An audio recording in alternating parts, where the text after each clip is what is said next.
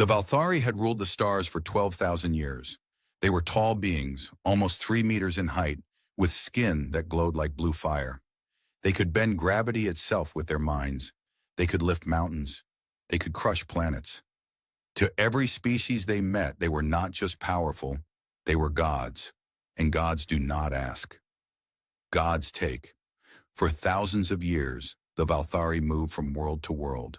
They found young civilizations just learning to reach for the stars. They found old empires with great armies. It did not matter. All of them fell. All of them knelt. The Valthari did not fight wars. They simply arrived, and the universe bent to their will.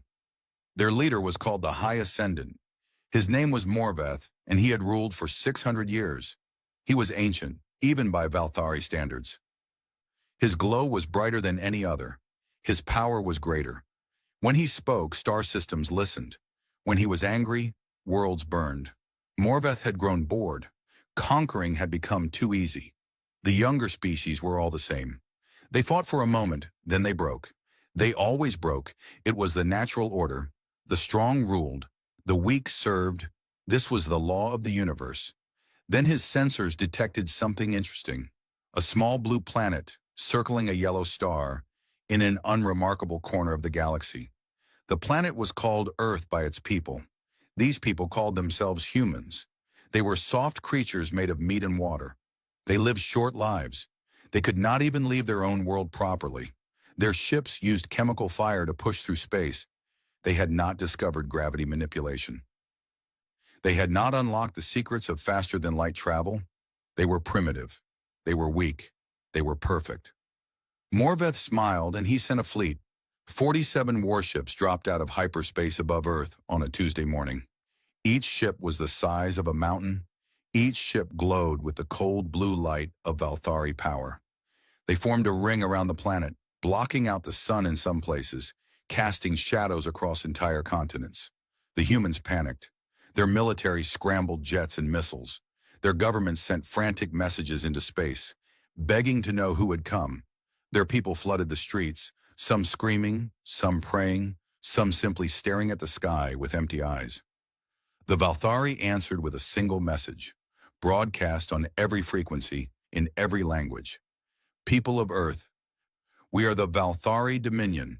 We have ruled the stars since before your species learned to walk. We have come to claim your world. You have two choices. You will serve us, or you will die. There is no third option. You have 1 hour to surrender. The hour passed in chaos. Some governments wanted to fight. Others wanted to submit. Most could not decide. It did not matter. The Valthari had not truly given them a choice. They never did. When the hour ended, Morveth gave the order. A single beam of light shot down from his flagship and struck a city. The city was called Lyon, in a country called France. 1 million people lived there. In 3 seconds, they were gone. Not dead, gone. The city was lifted into the air, every building, every street, every person, and then it was simply erased.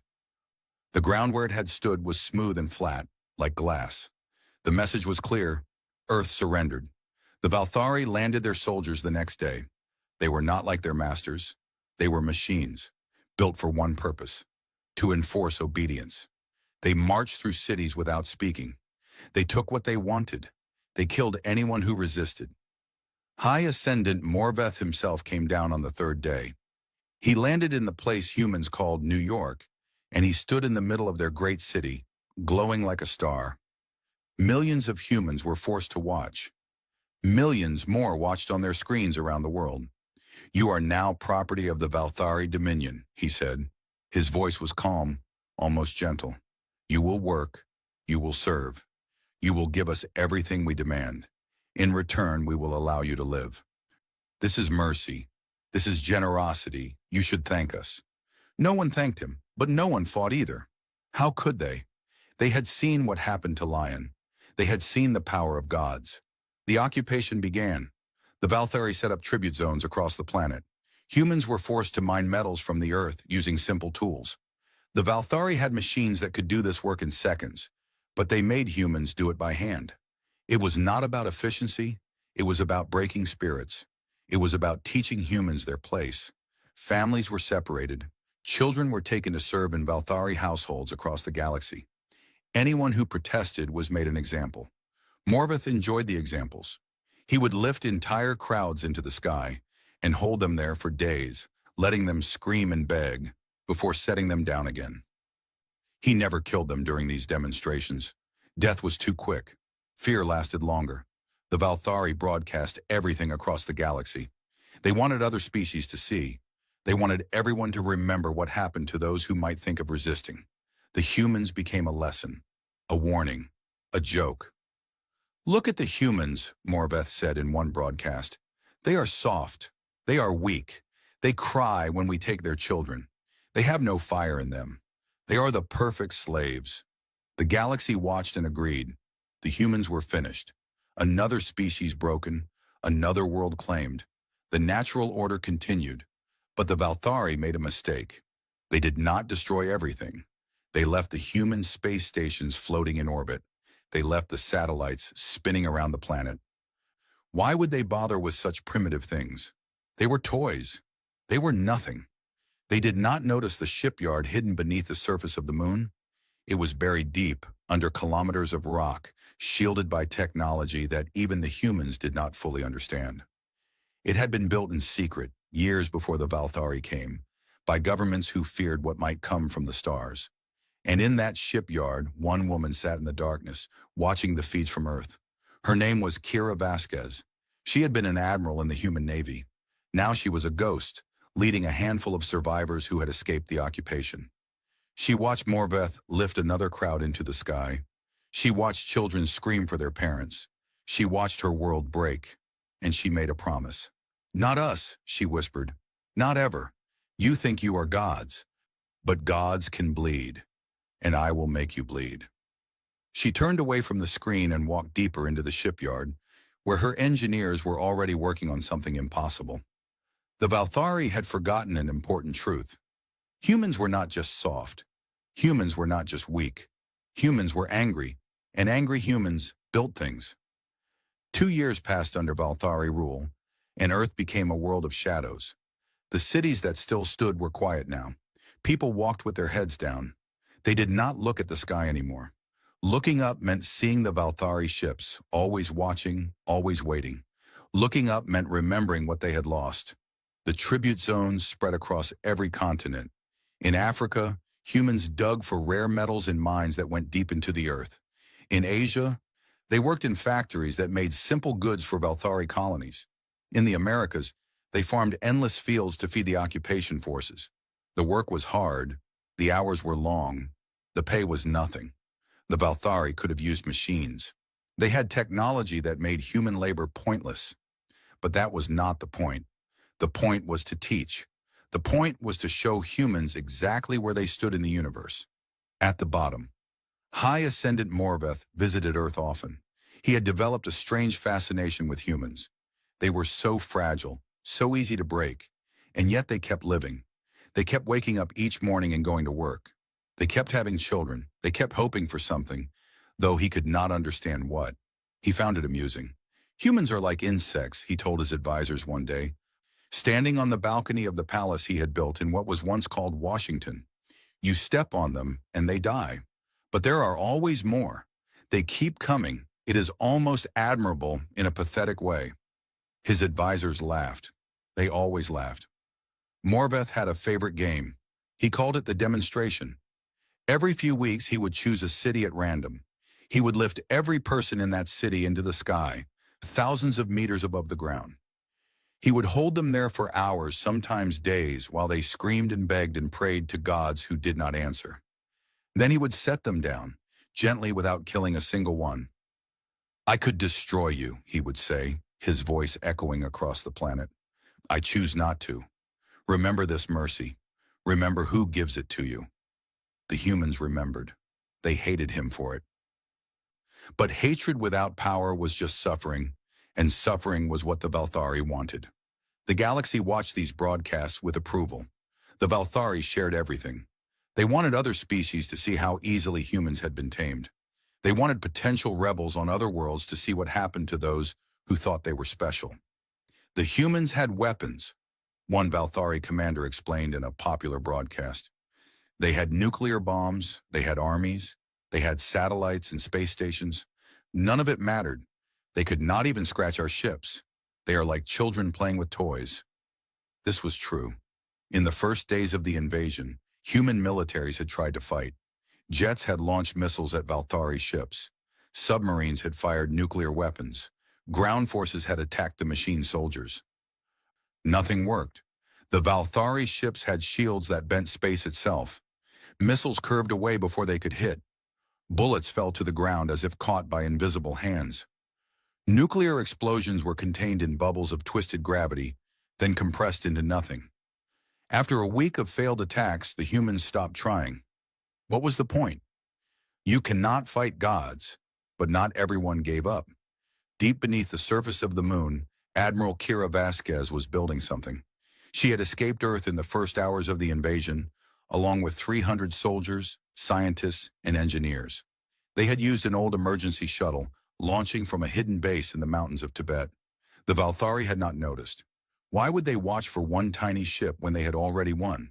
The lunar shipyard had been built decades ago, a secret project funded by governments who feared alien contact. It was small, it was primitive, but it was hidden, buried under kilometers of rock, shielded by technology that blocked all Valthari sensors. For 2 years, Vasquez and her people had been working. They started with almost nothing. A few ships, mostly damaged. Some weapons, mostly outdated. A handful of engineers who knew how to build things, and a handful of scientists who knew how to dream. But they also had something else. They had captured Valthari technology. In the chaos of the first days before Earth fully surrendered, small teams of soldiers had managed to steal pieces of Valthari equipment. A fragment of shield generator here, a broken gravity manipulator there, parts of a communication system, components of a weapon. The Valthari never noticed. They had so much. Losing a few pieces meant nothing to them. To the humans, it meant everything. The scientists studied the Valthari technology day and night. They took it apart. They figured out how it worked. They found its weaknesses. And then they did something the Valthari never expected. They made it better. The Valthari had not invented anything new in 6,000 years. Why would they? Their technology worked. Their power was absolute. They had conquered every enemy they had ever faced. There was no need to improve. Humans were different. Humans always needed to improve. It was in their nature. They looked at problems and saw solutions. They looked at failures and saw lessons. They looked at impossible things and said, how can we do this? The engineers built a new kind of engine. They called it the Spite Drive. It used the same principles as Valthari faster-than-light travel, but with a twist. When the Spite Drive activated, it did not just move the ship through space, it weaponized the transition itself. The energy released during the jump could tear through any shield, any armor, any defense the Valthari had. The scientists built new weapons, kinetic accelerators that fired metal slugs at a fraction of the speed of light, laser systems powered by small nuclear reactors, missile systems that could think for themselves and find weaknesses in enemy ships. And the soldiers trained. Every day for 2 years, they trained for a battle that might never come. They ran simulations. They practiced tactics. They prepared for the moment when they would face the gods. Admiral Vasquez pushed them hard. She pushed herself harder. She slept only a few hours each night. She ate only when someone forced her to. She had one goal, one purpose, one reason to keep breathing: revenge. She watched the broadcasts from Earth every day. She saw her people suffering. She saw children taken from their families. She saw the demonstrations, the crowds lifted into the sky, the screaming, the begging. She saw Morveth smiling, and she worked faster. The ship they were building was not elegant. It was not beautiful. It was a monster. 2 kilometers of metal and fury. They called it the Defiance. On the day it was finished, Vasquez stood on the bridge and looked at her crew. 1,200 volunteers. 1,200 humans who had chosen to fight gods. They think we are broken, she said. They think we are tame. They think we have no fire left. She smiled, and it was not a kind smile. Let us show them how wrong they are. The third year of occupation was the hardest. On Earth, the Valthari tightened their grip. They had grown comfortable, confident that humans were fully broken. But comfort made them careless, and carelessness created opportunities. Admiral Vasquez had built more than just a ship. She had built a network. It started small. A few trusted contacts on Earth who knew the truth. A resistance fighter in the ruins of Paris. A scientist still working in a laboratory in Tokyo. A soldier hiding in the mountains of Switzerland. They communicated through old technology, radio signals buried in static, messages hidden in normal broadcasts. The Valthari never thought to look. Why would they? Humans were beaten. Humans were slaves. Slaves did not fight back. But these humans did. They called themselves the Quiet Ones. They never attacked directly. They never made noise. They simply watched and listened and stole. Every week, small packages arrived at hidden locations. A piece of Valthari technology here. A fragment of armor there. Data stolen from enemy computers. Information about ship movements, patrol schedules, weakness in the occupation. The packages traveled through a chain of hands, passed from one person to another until they reached the surface of the moon. Then in the dead of lunar night, small shuttles would descend and carry the packages to the shipyard. It was dangerous work. Many people died doing it. The Valthari were careless, but they were not stupid. When they caught spies, they made examples of them. They did not kill quickly. They wanted others to see what happened to those who resisted. But for every spy who died, 2 more took their place. The humans were tired of kneeling. They were tired of watching their children taken. They were tired of being afraid. They could not fight openly, but they could fight in shadows. And shadows were everywhere. In the shipyard, the work continued. The defiance was complete, but a ship was nothing without a crew who knew how to use it. Vasquez trained her people relentlessly. They ran battle simulations hundreds of times. They practiced every possible scenario. They learned every system on the ship until they could operate it blindfolded. But Vasquez knew that training was not enough. Her people needed something more. They needed to believe. She gathered them in the main hangar one evening, all 1,200 of them standing in neat rows beneath the massive hull of the Defiance. The ship loomed above them like a steel mountain, bristling with weapons, humming with power. Vasquez walked to the front and turned to face them. "I am not going to lie to you," she said. Her voice was calm, steady. "We are about to do something impossible. We are going to attack a fleet of 47 warships with one ship. Ships crewed by beings who have conquered 1,000 worlds. Ships that have never lost a battle in 12,000 years." She paused, letting the words sink in.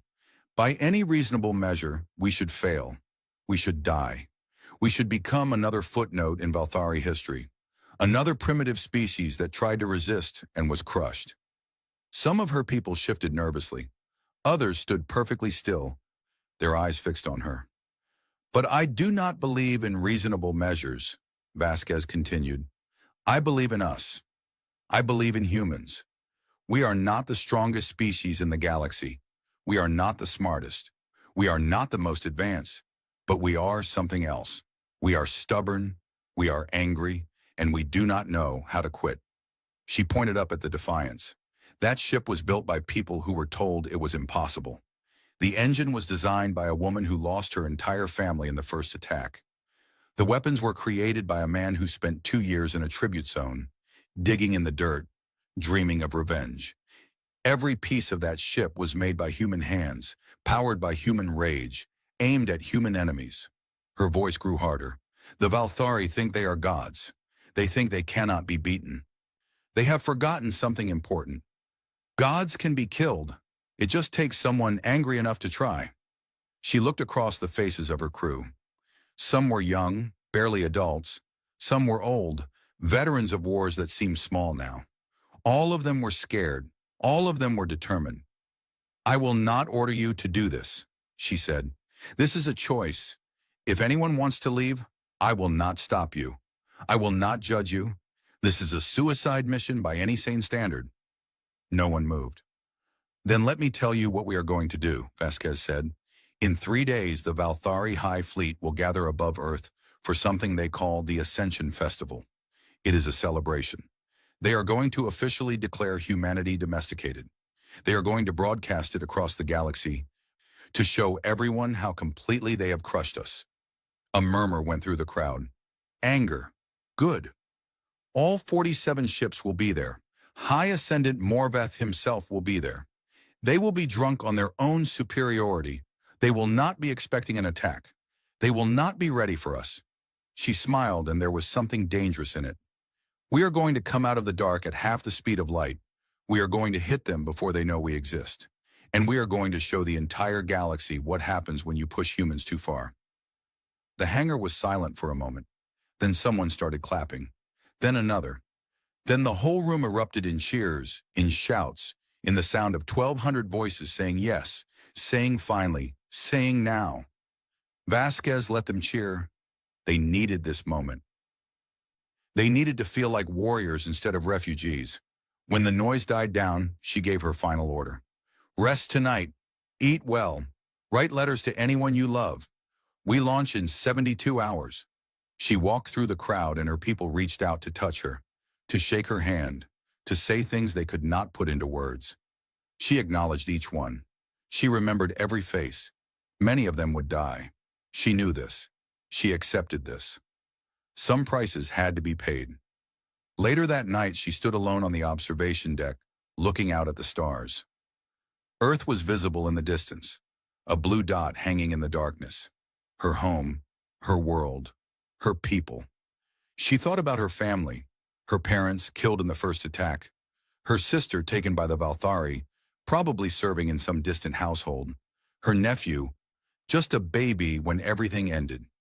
She thought about all the humans still suffering down there, the ones digging in mines, the ones separated from their children, the ones lifted into the sky for Morveth's amusement. She thought about what she was about to do. I do not know if this will work, she whispered to the stars. I do not know if we will survive. But I know one thing. They will remember us. Whatever happens, they will remember that we fought back. She turned away from the window and walked to her quarters. In 3 days, everything would change. One way or another.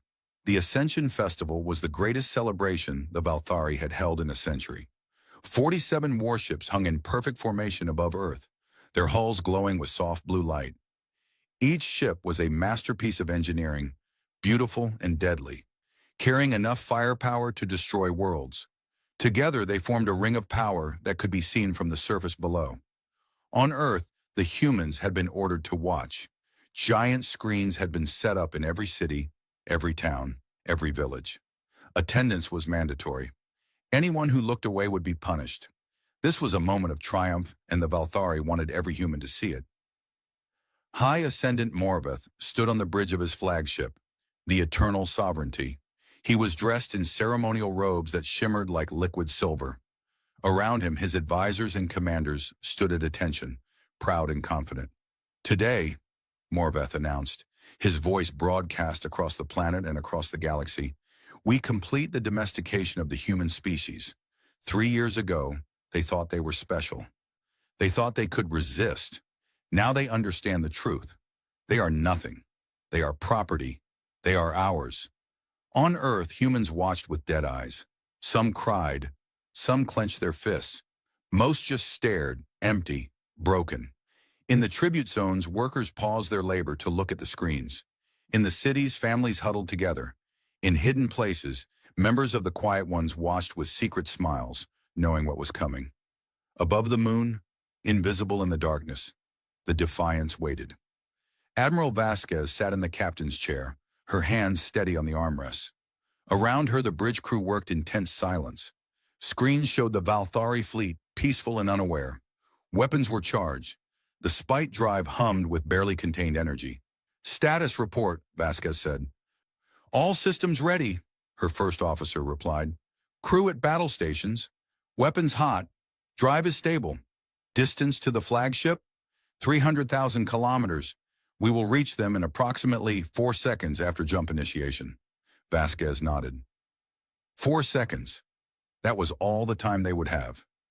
4 seconds of surprise before the Valthari realized what was happening. 4 seconds to do as much damage as possible. She looked at her crew. Young faces. Old faces, scared faces, determined faces. "Whatever happens in the next few minutes," she said, "I want you to know that I am proud of every one of you. We are about to do something that has never been done. We are about to make gods bleed."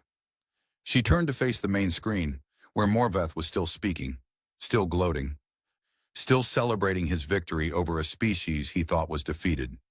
"Begin the attack." The defiance erupted from the shadow of the moon like a bullet from a gun. The spite drive engaged, and space itself screamed. The ship accelerated to half the speed of light in less than a second, crossing the distance to the Valthari fleet in 4 heartbeats. The energy released by the jump formed a wave of destruction that traveled ahead of the ship, tearing through everything in its path. The first Valthari cruiser never saw it coming. The wave hit its shields, and the shields bent, and then they broke. The ship's hull twisted like paper in a storm. Metal screamed. Reactors exploded. In less than a second, the cruiser was gone, reduced to spinning fragments of wreckage. The Defiance burst through the debris and kept moving. On the Eternal Sovereignty, alarms began to scream. Morveth's celebration speech cut off mid-sentence as the bridge erupted in chaos. Officers shouted contradictory orders. Screens flashed with warnings. Sensors showed something impossible. A human ship, massive and terrifying, tearing through the fleet. "What is that?" Morveth demanded. "What is happening?" No one could answer. They had never seen anything like this. They had never needed to. The Defiance opened fire. Kinetic rounds the size of small vehicles shot from her main cannons at a fraction of the speed of light. They punched through Valthari shields like they were not there. They tore through hulls, through reactors, through everything they touched. Each impact was followed by a flash of light as another ship died. Nuclear-pumped lasers swept across the fleet, cutting ships in half. Missiles spiraled through the chaos, finding targets, exploding in flowers of fire. The Defiance was not just attacking, she was destroying. The Valthari tried to fight back. Some ships managed to fire their weapons, but the Defiance was moving too fast, too unpredictably. Human pilots flew with a desperation that no Valthari could match. They did not care about their own lives. They only cared about killing. Morveth watched his fleet die around him. Ship after ship vanished from the screens. Cruisers, destroyers, carriers. Thousands of years of Valthari superiority shattered in minutes. He felt something he had never felt before. A cold sensation in his chest, a weakness in his legs, a voice in his head screaming that this was wrong, this was impossible, this could not be happening. Fear. High Ascendant. Morveth, ruler of 1,000 worlds, was afraid. "All ships, focus fire on the human vessel," he screamed. "Destroy it! Destroy it now!" But his ships were in chaos. They had never trained for a real battle. They had never needed to. They were weapons of terror, not war. And now they faced something they could not terrify. Admiral Vasquez's voice cut through all frequencies, calm and cold, reaching every ship in the fleet, reaching every screen on Earth, reaching across the galaxy. "You came to our world. You took our children. You made us kneel. You called us weak. You called us slaves. You called us nothing." The Defiance banked hard, dodging a barrage of plasma fire, then accelerated toward the heart of the Valthari formation. "Today, we stand. Today, we fight. Today, you learn what weak really means." The ship plunged into the center of the fleet, and the killing continued. On Earth, humans watched in stunned silence. The screens that had shown Morveth's triumph now showed his fleet burning. They saw Valthari ships explode. They saw the Defiance, their ship, built by their people, destroying the gods who had enslaved them. And for the first time in 3 years, they began to hope. In the tribute zones, workers put down their tools and stared at the sky. In the cities, people poured into the streets, looking up at the lights flashing above them. In hidden places, members of the Quiet Ones cried and laughed and held each other. The battle raged for 11 minutes. 39 Valthari ships were destroyed. 8 more fled into faster-than-light travel, too damaged to fight, too scared to stay. The space above Earth was filled with wreckage, with fire, with the bodies of those who had called themselves gods. Only the Eternal Sovereignty remained, surrounded by the burning corpses of its fleet. Morveth stood on his bridge, alone now, his advisors dead or fled. His robes were torn, his glow had faded to almost nothing. He looked at the screen, at the Defiance approaching, and he knew that his time was over. He opened a channel. "Please," he whispered, "please have mercy." Admiral Vasquez's response was simple. "You should have shown mercy first." The Defiance fired, and the Eternal Sovereignty died. The silence after the battle was the loudest sound Admiral Vasquez had ever heard. She sat in her chair on the bridge of the Defiance, staring at the screens. Where the Valthari fleet had been, there was now only wreckage. Twisted metal floated through space, catching the light of distant stars. Fires burned where they could find oxygen, flickering and dying in the void. The Eternal Sovereignty was gone, reduced to a cloud of fragments no larger than a human fist. 47 ships, 12,000 years of dominance, ended in 11 minutes. The Defiance herself was hurt. Her hull was scarred in 100 places. 3 of her main engines were dead. Fires burned in compartments across the ship. The medical bay was overflowing with wounded. Of the 1,200 crew who had started the battle, 357 were dead. Another 200 were injured, some of them critically. The cost was terrible, but they had won. "Admiral," her first officer's voice was hoarse, barely above a whisper. "Admiral, we did it." Vasquez nodded slowly.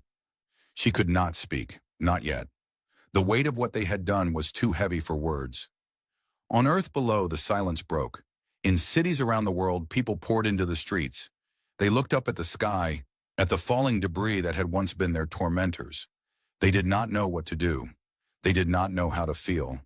For 3 years, they had lived in fear. For 3 years, they had been told they were nothing. For 3 years, they had believed it. And now, in one impossible moment, everything had changed. Someone started cheering, then another, then thousands, then millions.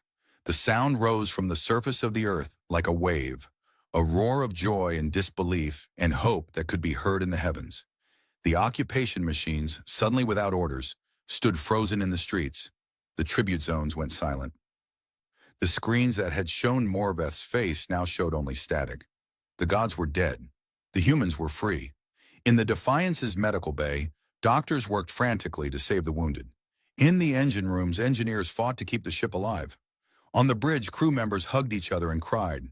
Some laughed, some prayed, some simply stared at their screens, unable to believe what they were seeing. Vasquez finally stood. Her legs were unsteady. Her hands were shaking. She had not slept in 3 days, had not eaten in 2. But there was something she needed to do. She walked to the communications panel and opened a channel. Every frequency, every planet, every corner of the galaxy that could receive a signal. "This is Admiral Kira Vasquez of the United Human Ship Defiance," she said. Her voice was rough, tired, but steady. "To the people of Earth, you are free. The Valthari fleet is destroyed. The occupation is over. Start helping each other. Start rebuilding. Start living again." She paused, gathering her strength. "To the rest of the galaxy, you watched us suffer. You watched us bleed.